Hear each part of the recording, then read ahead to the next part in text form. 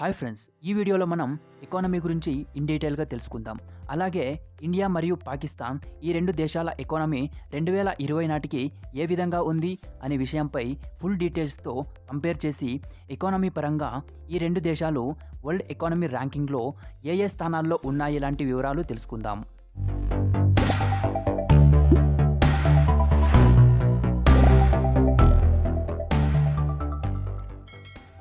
First of all, economy అంటే ఏంటి? Economy అంటే ఒక దేశంలో ఒక కరెక్ట్ వేలో మనకి అందుబాటులో ఉన్న రిసోర్సెస్తో గూడ్స్ అండ్ సర్వీసెస్ని ఉత్పత్తి చేసి వినియోగదారులకు అందించడం. అంటే గూడ్స్ అండ్ సర్వీసెస్ ఉత్పత్తి చేయడం కానీ వినియోగించడం కానీ ఒక సరైన పద్ధతిలో ఉండాలి. అప్పుడే ఆ దేశం యొక్క ఎకానమీ కాన్స్టెంట్గా డెవలప్ అవడానికి అవకాశం ఉంటుంది. ఒకవేళ గూడ్స్ అండ్ సర్వీసెస్ ఉత్పత్తి వినియోగం సరైన మార్గంలో లేకపోతే ఆ దేశం ఆర్థికంగానే కాకుండా ఎన్నో రకాలుగా నష్టపోవడానికి అవకాశం ఉంటుంది. ఫర్ ఎగ్జాంపుల్, ఒక మధ్యతరగతి కుటుంబంలో ఇంటి యాజమాని కూలి పని చేస్తూ తన కుటుంబాన్ని పోషిస్తూ ఉంటాడు. అతనికి నెలకి 10,000 శాలరీ వస్తుంది అనుకుంటే తన కుటుంబం యొక్క ఖర్చులు నెలకి 10,000 లేదా 10,000కు తక్కువగా ఉండేలా చూసుకోవాలి. అప్పుడే అతను తన కుటుంబాన్ని పోషించగలడు. ఒకవేళ అలా కాకుండా అతను తన ఆదాయానికి మించి ఖర్చులు పెడితే, అంటే తన శాలరీ 10,000 వస్తున్నప్పుడు ఖర్చులు 15,000 అనుకుంటే ఇక్కడ అతను 5,000 రూపాయలు అప్పు చేయాల్సి ఉంటుంది. ఈ విధంగా కాన్స్టెంట్గా జరిగితే అతను అప్పుల పాలై తన కుటుంబం పరిస్థితి చాలా కష్టతరంగా మారిపోతుంది. కాబట్టి ఎంతైతే ఆదాయం ఉంటుందో అంతా లేకుంటే అంతకి తక్కువ ఖర్చులు ఉండేలా చూసుకోవాలి. అప్పుడే అతను తన ఫ్యామిలీతో హ్యాపీగా ఉండగలడు. ఇప్పుడు మీకు ఎకానమీ అంటే ఏంటి, ఒక దేశానికి ఎకానమీ ఎంత ఇంపార్టెన్స్ అనే విషయాలు అర్థమయ్యాయి కదా. మరి ఎకానమీ ఇప్పుడు నేను చెప్పబోయే కొన్ని ముఖ్యమైన విభాగాలపై ఆధారపడి ఉంటుంది. GDP, GDP ranking, GDP growth, GDP per capita, inflation, exports and imports, FDI, gross external డెప్ట్, expenses, currency and population. First మనం తెలుసుకుందాం GDP. What is GDP? GDP gross domestic product. సింపుల్గా చెప్పాలంటే ఒక దేశం యొక్క goods and services total value. జీడిపిని ప్రతి సంవత్సరం కంట్రీ యొక్క ఫినాన్షియల్ మంత్ ఆఫ్ ఇయర్లో క్యాల్కులేట్ చేస్తారు. దేశంలో 3 సెక్టార్స్ నుండి వచ్చే ఆదాయం ఆధారంగా జీడిపిని క్యాల్కులేట్ చేస్తారు. Agriculture sector, industrial sector, service sector. Agriculture sector అంటే దేశంలోని మొత్తం వ్యవసాయం నుండి వచ్చే ఇన్కమ్. ఇండస్ట్రియల్ సెక్టార్ అంటే దేశంలోని వివిధ వ్యాపార కార్యకలాపాలు, మ్యానుఫ్యాక్చరింగ్, ఎక్స్పోర్ట్స్ అండ్ ఇంపోర్ట్స్ నుండి వచ్చే ఇన్కమ్. సర్వీస్ సెక్టార్ అంటే educational institutions, hospitals, tours, hotels ఇలాంటి ఎన్నో ఇండస్ట్రీస్ నుండి వచ్చే ఇన్కమ్. మెయిన్లీ ఈ 3 సెక్టార్స్ నుండి వచ్చే ఇన్కమ్ని జీడిపి క్యాల్కులేషన్స్కి కన్సిడర్ చేస్తారు. జీడిపిని 2 రకాలుగా విభజించి క్యాల్కులేట్ చేయడం జరుగుతుంది. Nominal GDP, real GDP. Nominal GDP అంటే దేశంలో గూడ్స్ అండ్ సర్వీసెస్ యొక్క విలువను కరెంట్ ఇయర్ అంటే ప్రస్తుత సంవత్సరం, ఇంకా క్లియర్గా చెప్పాలంటే గూడ్స్ అండ్ సర్వీసెస్ యొక్క వాల్యూను క్యాల్కులేట్ చేసే సంవత్సరంలో ఆ గూడ్స్ అండ్ సర్వీసెస్కు ఎంతైతే ప్రైస్ ఉంటుందో ఆ ప్రైస్ని ఆధారంగా చేసుకుని క్యాల్కులేట్ చేసే జీడిపిని నామినల్ జీడిపి అంటారు. రియల్ జీడిపి అంటే గూడ్స్ అండ్ సర్వీసెస్ని బేస్ ఇయర్ ప్రైస్ ఆధారంగా క్యాల్కులేట్ చేసే జీడిపిని రియల్ జీడిపి అంటారు. బేస్ ఇయర్ ప్రైస్ అంటే goods and services first introduce చేసేటప్పుడు ఏదైతే ప్రైస్ ఉంటుందో ఆ ప్రైస్ని బేస్ ఇయర్ ప్రైస్ అంటారు. ఫర్ ఎగ్జాంపుల్, కంట్రీ ఎక్స్ అనుకుందాం. Year 1 and 2. ఒకవేళ మనం ఇయర్ 1లో గూడ్స్ అండ్ సర్వీసెస్ని ఇంట్రడ్యూస్ చేస్తున్నట్లయితే ఇయర్ 1 బేస్ ఇయర్ అవుతుంది. మనం ఇయర్ 2ని కరెంట్ ఇయర్గా తీసుకుందాం. ఫస్ట్ ఇయర్ యొక్క గూడ్స్ అండ్ సర్వీసెస్ యొక్క క్వాంటిటీ 10 అనుకుందాం, ప్రైస్ 10 అనుకుందాం. అప్పుడు టోటల్ జీడిపి 100 అవుతుంది. సెకండ్ ఇయర్ యొక్క గూడ్స్ అండ్ సర్వీసెస్ క్వాంటిటీ 15 అనుకుందాం, ప్రైస్ 12 అనుకుందాం. అప్పుడు టోటల్ జీడిపి 180 అవుతుంది. ఇక్కడ వచ్చిన 180ని కరెంట్ ఇయర్తో చేసాం కాబట్టి దీనిని నామినల్ జీడిపి అంటాం. ఒకవేళ మనకి రియల్ జీడిపి కావాలి అనుకుంటే కరెంట్ ఇయర్ యొక్క గూడ్స్ అండ్ సర్వీసెస్ క్వాంటిటీని బేస్ ఇయర్ యొక్క ప్రైస్తో మల్టిపల్ చేయాల్సి ఉంటుంది. అలా వచ్చిన వాల్యూని రియల్ జీడిపి అంటారు. ఈ ఎగ్జాంపుల్ మీకు అర్థమైంది కదా. దీని ద్వారా మనం గమనించాల్సింది ఏంటంటే nominal GDP is always higher than real GDP. తరువాత GDP per capita. GDP per capita అంటే the value after the total GDP divided by the total population of a country. ఒక దేశంలోని మొత్తం జీడిపి విలువను దేశంలోని మొత్తం పాపులేషన్తో డివైడ్ చేస్తే వచ్చే వాల్యూని జీడిపి పర్ క్యాపిటా అంటారు.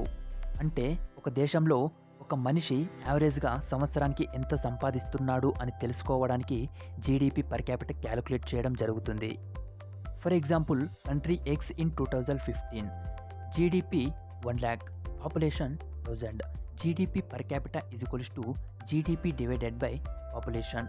ఇలా చేస్తే వచ్చే 100ని జీడిపి పర్ క్యాపిటల్ వాల్యూ అంటారు. ఈ విధంగా జీడిపి పర్ క్యాపిటల్ క్యాలిక్యులేట్ చేస్తారు. నెక్స్ట్, ఇన్ఫ్లేషన్, తెలుగులో ద్రవ్యోల్బణం అంటారు. ఇన్ఫ్లేషన్ అనేది ఒక దేశం యొక్క ఆర్థిక వ్యవస్థ అభివృద్ధికైనా లేదా పతనానికైనా ప్రధాన పాత్ర వహిస్తుంది. వస్తువు యొక్క ధర స్థిరంగా పెరుగుతూ ఉండే విధానాన్ని ఇన్ఫ్లేషన్ అంటారు. ఫర్ ఎగ్జాంపుల్, పాల ధర 2010లో 26 రూపాయలు ఉంది. 2011 నాటికి 30 రూపాయలకు చేరుకుంది. అంటే 4 రూపాయలు ప్రైస్ ఇంక్రీజ్ అయింది. 2012కి 34 రూపాయలు, 2013కి 36 రూపాయలు, అలా 2018 నాటికి 1 లీటర్ పాల ధర 46 రూపాయలకు చేరుకుంది. ఈ చేంజ్ ఆఫ్ ప్రైస్ని ఇన్ఫ్లేషన్ అంటారు. ఇన్ఫ్లేషన్ అనేది లిమిట్గా ఉండాలి. అప్పుడే దేశం యొక్క ఆర్థిక వ్యవస్థ స్థిరంగా అభివృద్ధి చెందుతుంది. ఒకవేళ ఇన్ఫ్లేషన్ రేట్ అనేది ఎక్కువగా ఉంటే దేశం యొక్క ఆర్థిక వ్యవస్థ పతనానికి దారితీస్తుంది. ఎందుకు ఈ విధంగా జరుగుతుంది అనే విషయంపై నేను మరో వీడియోలో ఫుల్గా ఎక్స్ప్లెయిన్ చేస్తాను. తరువాత, ఎక్స్పోర్ట్స్ అండ్ ఇంపోర్ట్స్. మన దేశంలో ఉత్పత్తి చేసిన సరుకును మన దేశ ప్రజలకు సరిపడా ఉంచి మిగిలిన సరుకును వేరే దేశాలకు ఎగుమతి చేసే విధానాన్ని ఎక్స్పోర్ట్స్ అంటారు. మన దేశంలోకి కావలసిన రిక్వైర్మెంట్స్ని వేరే దేశాల నుండి దిగుమతి చేసుకునే విధానాన్ని ఇంపోర్ట్స్ అంటారు. తరువాత, FDI, foreign direct investment.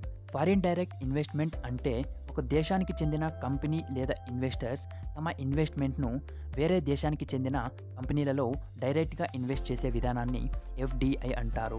For example, యుఎస్కు చెందిన ఫేస్బుక్ అధినేత మార్క్ జుకర్బర్గ్ ఏప్రిల్ 23, 2020 రోజున ఇండియాకు చెందిన రిలయన్స్ జియోలో $5.7 బిలియన్ అంటే 43,574 కోట్ల రూపాయలు ఇన్వెస్ట్ చేయడం జరిగింది.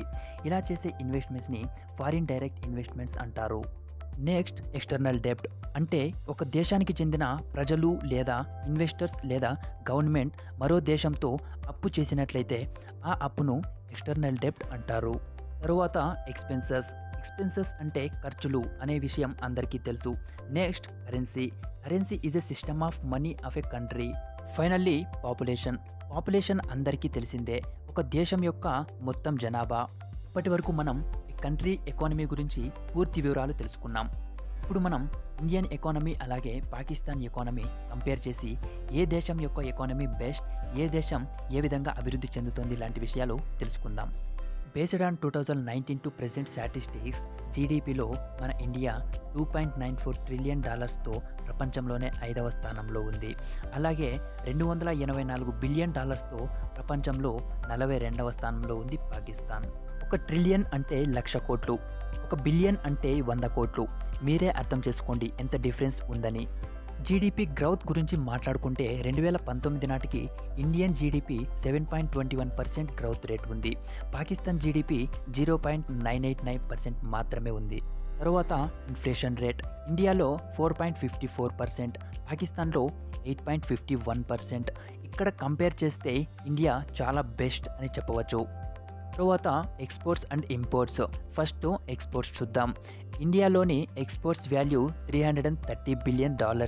అందులో agriculture 12.8%, fuels and mining products 13.8%, manufacturing 70.5%, others 2.9%. అలాగే పాకిస్తాన్ ఎక్స్పోర్ట్ వాల్యూ గురించి మాట్లాడుకుంటే $24.217 బిలియన్.